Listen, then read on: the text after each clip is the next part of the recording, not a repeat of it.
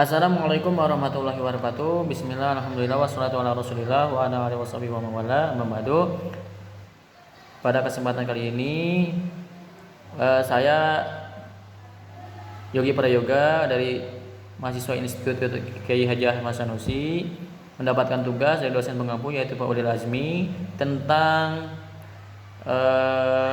administrasi peserta didik, yaitu mencakup pengertian, peran, tantangan, solusi, dan peran gurunya.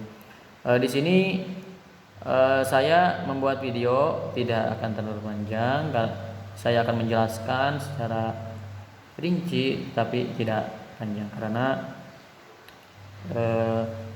mungkin nanti mudah dimengerti juga. Ya, langsung saja kita ke yang pertama, yaitu pengertian administrasi peserta didik. Yang dimana administrasi itu adalah proses yang dilakukan oleh personil dalam organisasi untuk mencapai tujuan. Sedangkan peserta didik yaitu seorang anak yang sedang belajar. Jadi peserta didik itu adalah seseorang yang sedang menuntut ilmu. Nah itu, atau mendapatkan ilmu dari si konselor itu, ya dari si pembimbing atau misalkan guru. Terus, jadi administrasi peserta didik itu adalah aktivitas yang membantu siswa dalam menerapkan perilaku sesuai ajaran sekolah. Nah, itu untuk pengertian administrasi peserta didik. Terus ada ini sini pengertian menurut para ahli. Nah, di ini Sudjipto dan kawan-kawannya itu mengartikan bahwa proses pengurusan murid mulai dari penerimaan hingga tamat. Jadi, pengertian administrasi peserta didik itu menurut Sudjipto ini proses pengurusan murid mulai dari penerimaan hingga tamat. Nah, terus ada juga yang itu Suharsimi adalah pencatatan siswa dari penerimaan hingga lulus. Terus ada juga Asnawir mengatur kegiatan dan sikap siswa dengan gurunya. Nah, itu untuk pengertian menurut para ahli. Selanjutnya di sini ada peran administrasi peserta didik. Yang pertama yaitu mendukung keberhasilan pendidikan. Yang kedua yaitu meningkatkan efisiensi dan efektivitas proses belajar mengajar. Pastinya karena administrasi itu mencakup dari penerimaan sampai tadi juga dijelaskan sampai tamat.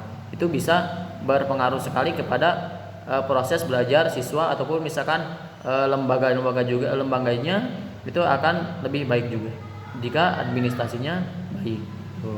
Lanjut ke di sini ada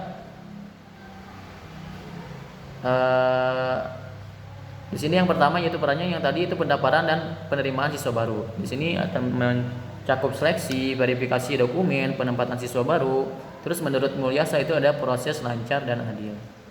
Yang lancar dan adil. Terus ada juga pengelolaan data siswa, yaitu pencatatan informasi penting siswa, terus memantau perkembangan dan kebutuhan pendidikan siswa. Lanjutnya, layanan konseling dan bimbingan, mendukung perkembangan akademik dan pribadi siswa dan membantu siswa mengatasi masalah dan mempersiapkan masa depan.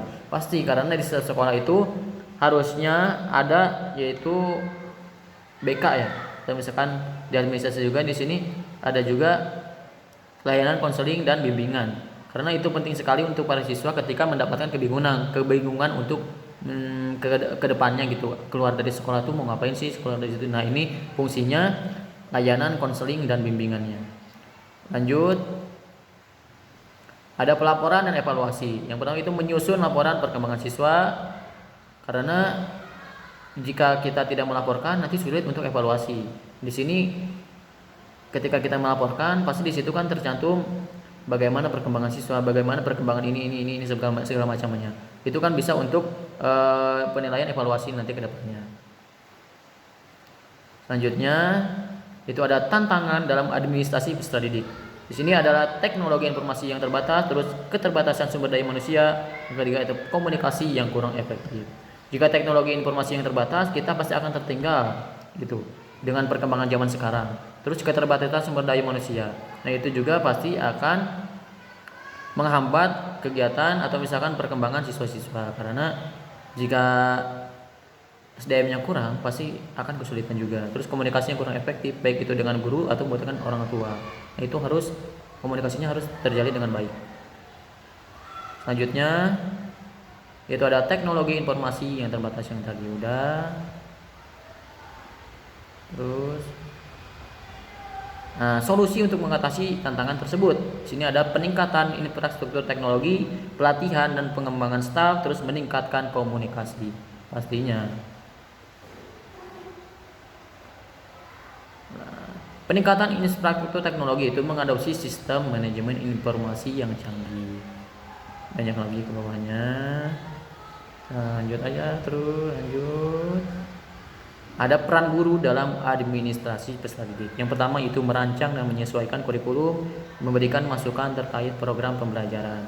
Jadi dengan merancang dan menyesuaikan kurikulum, kita bisa menyesuaikan kegiatan-kegiatan belajar kita dengan kurikulum yang sekarang, yang pastinya berkembang dan tidak monoton saja. Pasti dengan kurikulum yang sekarang itu banyak melibatkan siswa dengan adanya proyek dan segala macamnya, itu guru harus menyesuaikan. Terus memberikan masukan terkait program pembelajaran, karena ini untuk evaluasi juga ke depannya.